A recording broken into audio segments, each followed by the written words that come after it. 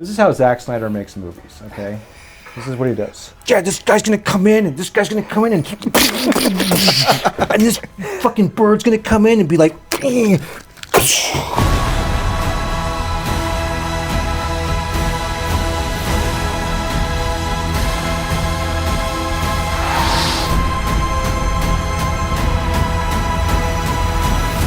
Rebel Moon. yeah, the next great film from our favorite director, Mr. Zack Snyder. The Star Wars movie that never was. I think this movie solidifies the fact that Zack Snyder is Michael Bay dipped in emo. You guys can be a little more inventive with your cameras next time, okay?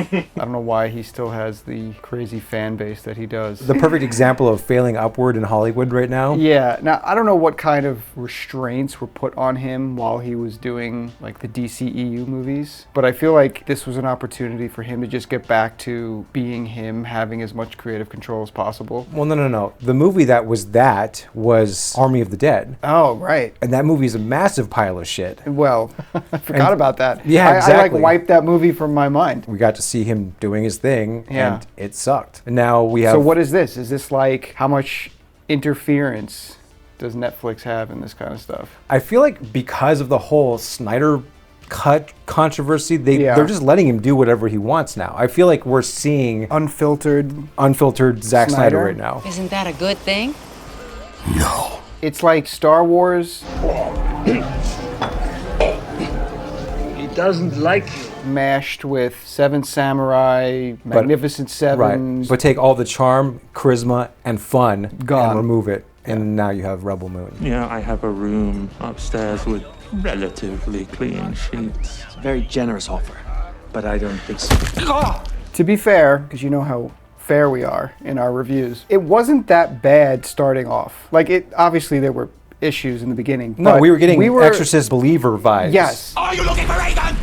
For the first 30 minutes, we were like, I don't know what everyone's talking about. Yeah, this isn't that bad. This isn't terrible. Fuck me, right? And then as soon as they leave the planet, it's just one worse scene after the next. Yeah. It just gets shittier and shittier and shittier.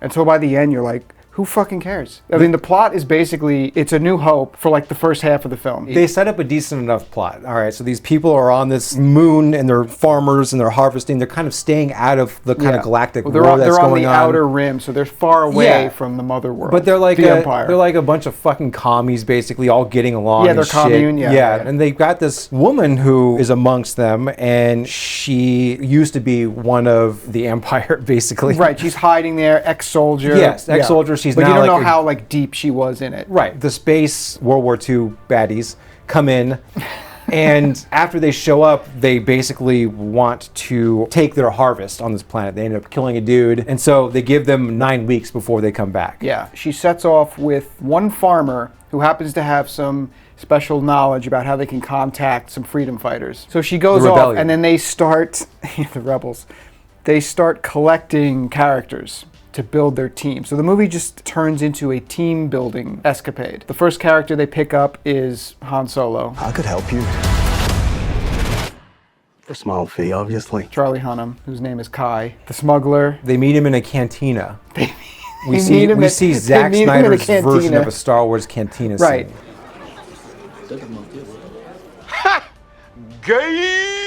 You know, so they pick him up. He's going to fly them around so they can get to the next person they got to pick up. So then they go to the next planet. You meet the next person they add to the group, which, what did you say? That he was like, he reminded you of Turok? Oh yeah, we had Turok Dinosaur Turok Hunter. the Dinosaur Hunter. So Yeah. he shows up.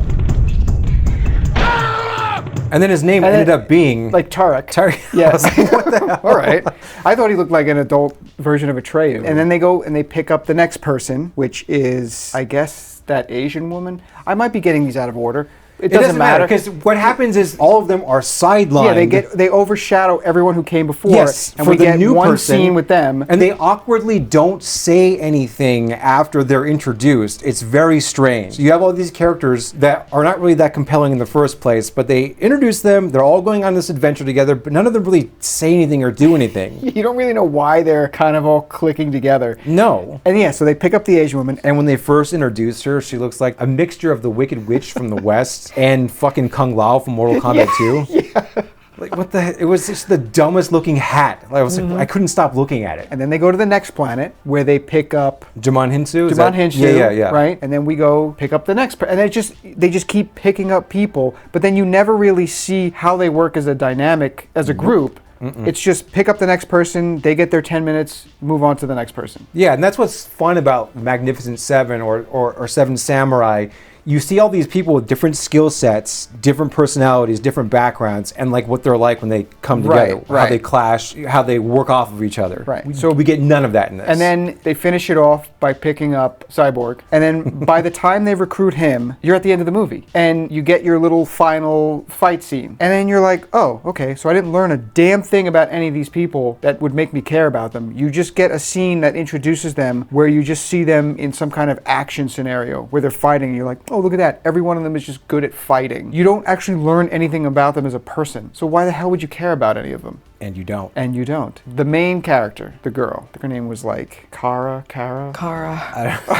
Let's just. I don't even remember her name. I don't remember. That's bad. It can't be Kai and Kara. I don't even fucking remember. But you don't Cora, remember. I think it's Cora. Sure. I swear. Let's I just don't go even with remember. Cora. Sure. I don't care if we're right or The wrong Mummy. about that. You get these like flashbacks throughout the film with her. So you at least get her backstory. It's not necessarily character development though. No. Because you're just seeing like where she was at certain times and that her life was shitty. She was a kid, and the main villain, who's only in like one or two scenes. Oh, right. He's literally in a flashback and then you see him at the end. Right. He like for some reason just doesn't kill her. It's like the Thanos thing where he's just like, oh, little girl, I just destroyed your planet, but I'll take you and you're my daughter now. And he like raises her in the military. She becomes this like famous fighter by the time she's 18. And then she becomes so prolific, she becomes a protector to the king and queen and the princess of this empire. You're not really learning much about her, you're just learning about what she did. No, you're told this person's important, care about her. Yeah, but you don't really care about don't give her a shit. because you don't really understand anything about her at this point. And that's kind of the whole film. Because of the way this movie's structured, where it's just building up, okay, new character. All right, now we're introducing this new character and like what their gripe is against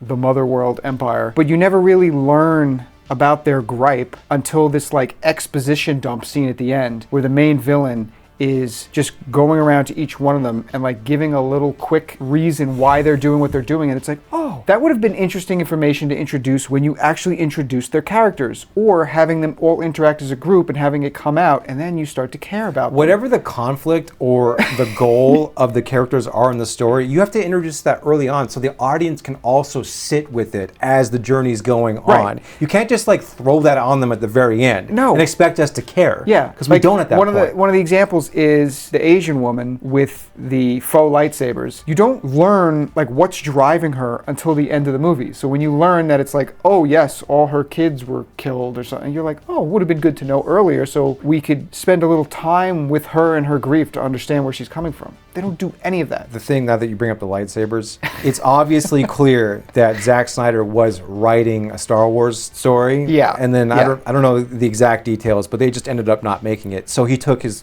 concept and then turned it into this bullshit Into that we this, got. but you didn't veer far enough away from Star Wars. Absolutely not. You can basically see where here's the Empire or First Order, all whoever of they it, were supposed all to of be. it. Like, they literally go to Mos Eisley to pick up a smuggler Absolutely, yeah. and a pilot Yeah. who takes them off world. Yeah, the badass warrior woman that they find who's got the dual lightsabers, that was going to be a thing, you Of know, course. but they just turned them into With their silly light hats. samurai swords, basically. Yeah, that she can turn on and off. And then conveniently leaves them off for the first fight scene Which she's made in. no dude. Until the very end when she's like, oh, if I just turn these on, I can kill this creature in 2 seconds. One of the big issues with this film, character development aside, is that Zack Snyder is so focused on world building that he forgets that there's characters in the movie. It's like incoherent. He's trying to string together not only the world building, but also just what looks cool. This action scene would be cool. Oh, I've always wanted to shoot a scene where a girl fights a giant spider. And so he Right, throws so that for in no there. reason, Yeah. we have this character fighting a giant spider. And then also when they introduce Turok, he does that weird thing where it tames like a griffin. Yeah, it made no sense. There was no reason for it. It's not like they took that fucking bird Did with he them. tame an animal later in the film? Yeah, nothing. Yeah, Oh, there was but no wait reason. a minute. No, there's part 2. Okay, so- he's going to tame a dolphin in part 2. That's the problem. Okay, and I know that that's what's going to be the issue discussing this movie. If there's any criticism towards our critique of the film, it's going to be like, well, this is just part 1, it's not part 2. Fuck that. We are judging this as a whole As a film. standalone film. Yes. You tell a story. I don't care if it's part one of a 2-part film series or a trilogy, whatever it is. You tell a story from A to Z in one film. All of the Lord of the Rings films, that was shot as one whole movie. But each one of them, yes, they end on cliffhangers. Yes, there are loose threads in all of them. But each one of the movies feels like a self-contained movie still.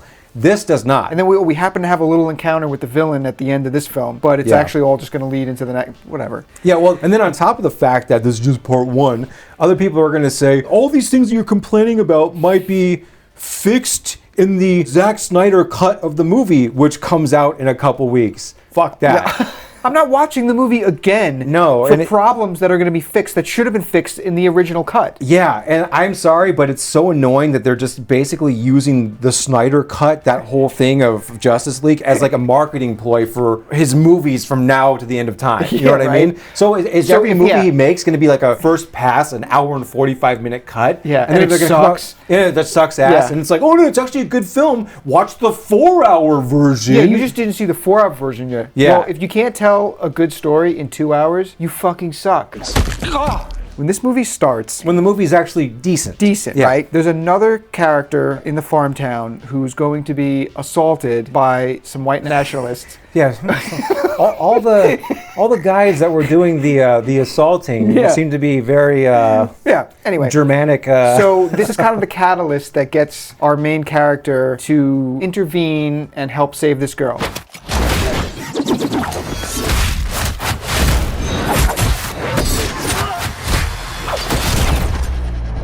We're gonna have to fight. However, before she does that, there's another soldier who steps up and like starts fighting with the soldiers who are going to take advantage of this young girl. Yeah, there's a soldier with a conscience on their side. Yes, which he starts fighting, fine. and he gets his licks in, but then she shows up, which is like a really great fight scene because it really introduces how cool the battle elements of this movie are with the blasters. Shows and the sound off Zack Snyder's style. and it's a very good scene. Yes, but when that scene ends, and then this android character voiced by Anthony Hopkins, who gets introduced as a character who his whole collective of androids, they all laid their weapons down and stopped fighting when the king was assassinated or whatever. They do some setup for that. They do some setup, and it's like, oh, look at this. They're like giving this android some backstory here. Yeah. Well, it feels like the logical progression of where the story's going to go. The android and the dude that helps her, they're going to go on the journey with them. But they don't do that. They disappear. They just go away. Yeah. You've already established 2 characters who could join your journey right from the beginning. So you could leave that town with 4 people, pick up your smuggler. You've already got 5 people on your team. You only need 2 more. Also, and you got the rest of the movie to develop characters. And as an audience, we're already with those characters. Yes, because you've already seen them go against their war. Like that one soldier went against his orders. You're like, oh, what's this guy's deal? Like, we're going to learn about him. And they already set up the android to have like a kind of cool backstory. Gone. Disappeared. Well, it's because we got to see the second one, and it's going to pay off in that one. Nope. Those 2 characters could have replaced 2 of the useless characters that came later. That droid or android, whatever, the robot had. He's basically a fucking droid. Yeah. Had a very he had an interesting personality, and that would have been cool to see him interact with the rest of them on the team. But we were kind of especially because that. he was like refusing to fight, but then he does in the barn. Yeah, like he picks up the gun and shoots that guy like sideways. He'd be like a cool ally to have. My favorite character in the movie though was the boots on the ground villain. That guy's always very competent. Mr. Peaky Blinders there. I'm not going to say I liked his character because his character was extremely one-dimensional. Yeah. I liked how the actor portrayed the character. Sure. I was getting like Christoph Waltz vibes in Glorious Bastards. Like from when he lands on the planet and he's just being nice and he's walking around very talking to Christoph Waltz. All the way leading up through that whole scene where he takes Corey Stoll out, like that was tense. It was. And it was done well. So I was like, okay, if this is how the rest of the movie's gonna be, this is good. And then he kind of just leaves, and then you just get like a few scenes with him here and there. And you get the final scene of this movie where our smuggler, who hasn't said a word basically since he was picked up, he turns on them, shocker. And of course, like they get the upper hand on him, they take him out, and then we get that final battle scene. The last character who was introduced the cyborg guy. The one that was leading the group of Furiosas. He was leading the army of what SJWs think that they are. Yeah, the SJW Mad Max group. Yes. Yeah. He gets introduced so late in the film, and then they give him this like Sacrificial moment. sacrificial epic moment Yeah. where he like takes the dreadnought out Yeah. It's so stupid. in the dumbest way I've ever seen anyone take out a spaceship. The motherfucker runs up to like the cockpit of this gigantic ship with a fucking spear, stabs He through. leaps through the air Yeah. and stabs through it like it's paper. The- This the- is a yeah. spaceship. Yeah, and then but it's funny because like the pilot's just watching him. He's just watching him come, And then, and like, he runs all the way up. He like smashes through it, and the pilot just goes, He just moves out of the way. and then pulls out his gun and shoots. And then this him. nobody pilot just puts two rounds in this Some guy's random chest. pilot, yeah, just kills him. But then he gets stabs him one more time. Yeah, that was such bullshit. Yeah. They should have had the pilot just take And then him he out. leans in and just like hits the switch that like makes the ship crash. And then like the Furiosa girl's down there like, no! She's losing her shit, and it's like, what are you so upset about? We just met this guy. That's a sacrificial death you give to somebody who's been around the whole movie. Yes, you want to have weight to that death. Yes. And there is none. There's no weight to anything that happens. Oh, it's a movie I'll never watch ever again. No. I'm not watching the Well, extended cut, so No, I don't fuck the give a extended shit. cut. No, tell your story with one movie. If you can't do it, you failed. Maybe if you had a really good movie and then you released extended cut, that's more incentive to watch It's like it. you watch Aliens, Yeah, exactly. and then you're like, ooh, there's an extended cut. or Terminator 2 extended cut. I wonder what additional stuff is in it. Yes. It's probably good. Yeah. Because the original is so good. Right. You're able to tell a tight story, but there was more. Ooh, let's see what else was left out. You don't. This, I'm just like, oh, Yeah. you're making that longer? Yeah. No. I don't want to see more of that. Yeah. We already got to sit through part 2 because I gotta know what happens. Yeah.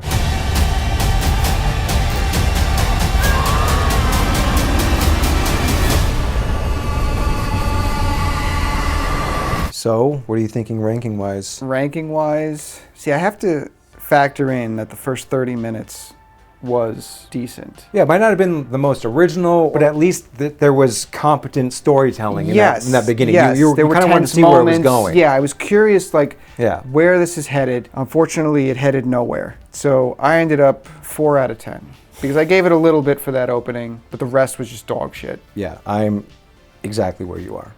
4 out of 10. Visually, there were some interesting ideas, but the story itself, which is the thing that matters at the end of the day, Yep. was not there. Story and character Yeah. are just way in the back. Now, the other scale, there were some things. Don't know if they were necessarily overt. I don't think they were overt. Right. I think they were just little things that popped up here and there that we were like, Interesting. interesting. When Corey Stoll is explaining, Oh yeah, Corey Stoll's in the movie. yeah, for like 5 minutes with a weird ass accent. I don't know what accent he was trying to do. We are humble farmers, far removed from the politics of the mother world. When he's explaining to Cillian Murphy why they live the way they do or how they live, he breaks it down as a very like communist society. Yet it works perfectly. Of course, yeah. You know, everyone's no, in perfect no harmony. problems. Yeah, exactly. Yeah. That was kind of like, okay, you know what they didn't do in Star Wars?